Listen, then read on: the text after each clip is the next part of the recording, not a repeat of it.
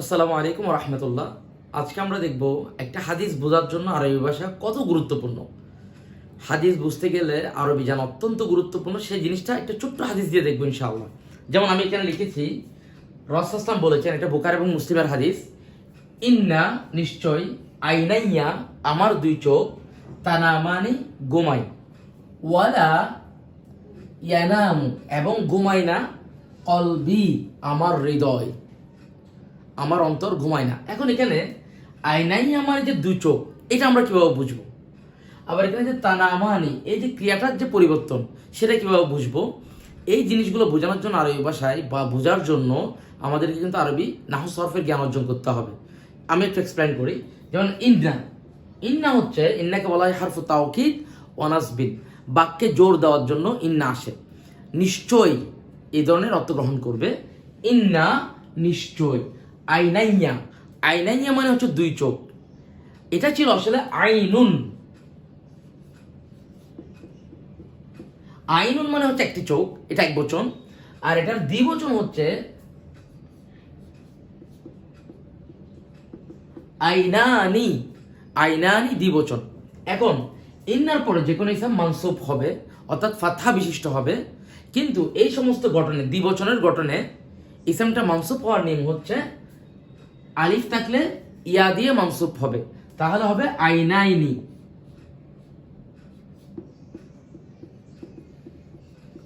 আইনাইনি হওয়ার কথা ছিল। আবার এখানে যখন ইয়াউল মুতাকাল্লিম আছে, মানে আমার চোখ, তখন কি হবে? দ্বিবচনের নুনটা বাদ হয়ে যাবে, তখন চলে আসবে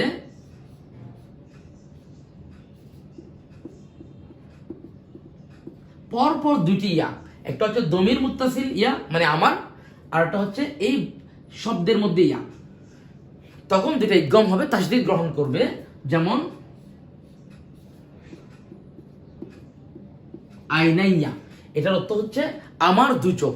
তাহলে বলতে পারি ইন্না আইনাইয়া, নিশ্চয় আমার দুই চোখ। তানামানি, যেহেতু এখানে দুই চোখ দ্বিবচন, তাই এই ফাইলটা হচ্ছে দ্বিবচন হয়ে গেছে এখানে। আসলে এটা হচ্ছে মূলত মাদি হচ্ছে নামা, এটার মুদারে হচ্ছে ইয়ানামু। এবং এখানে ইয়ানামু, এটার স্ত্রীবাচক হচ্ছে, মানে একটা থার্ড পারসন স্ত্রী হচ্ছে তানামু। আর থার্ড পারসন স্ত্রীবাচকের দ্বিবচন হচ্ছে তানামানি। তাহলে এটা এখানে ইউজ হয়েছে, যেহেতু আইনুন হচ্ছে মুআন্নাস শব্দ, শরীরের যেগুলো অঙ্গ প্রত্যঙ্গ ডাবল করা আছে সেগুলো মুআন্নাস। যেমন দুই চোখ, চোখ কিন্তু মুআন্নাস বা স্ত্রীবাচক শব্দ। তাহলে ইন্না আইনাইয়া তানামানি, নিশ্চয় আমার দু চোখ ঘুমায়, ওয়া এবং, ওয়া মানে হচ্ছে এখানে এবং, এটা হারফু আতফিন বা কনজাংশন হিসেবে ব্যবহার হয়েছে, কনজাংশনাল পার্টিকেল। লা, লা আন নাফিয়া, লা আন নাফিয়া, অর্থাৎ কোন একটা ক্রিয়াবাচক বাক্য বা বাক্যকে নেগেটিভ করার জন্য এই লাটা আনা হয়। ওয়ালা ইয়ানামু ফাইলুল মুদারি, এই যে নামা, এটার মুদারি হচ্ছে ইয়ানামু, অর্থাৎ প্রেজেন্ট টেন্স ভার্ব। ওয়ালা ইয়ানামু এবং ঘুমায় না, কলবি আমার হৃদয়। তাহলে এখানে কলবুন হচ্ছে, কলব হচ্ছে মুদাফ, ইয়া হচ্ছে মুদাফুন ইলাইহি, পসেসিভ রিলেশন হয়েছে এখানে, অর্থাৎ আমার হৃদয় ঘুমায় না। তো এখানে আরো চাইলে এক্সপ্লেন করা যায়। তো আমরা যদি আরবি গ্রামার না শিখি, নাহু সরফের জ্ঞান অর্জন না করি, তাহলে এই সমস্ত হাদিসগুলো আসলে আমরা চাইলেও ইজিলি বুঝবো না। তখন আমাদেরকে বিভিন্ন গুগল বা এই ধরনের জায়গা থেকে ট্রান্সলেট করতে হবে।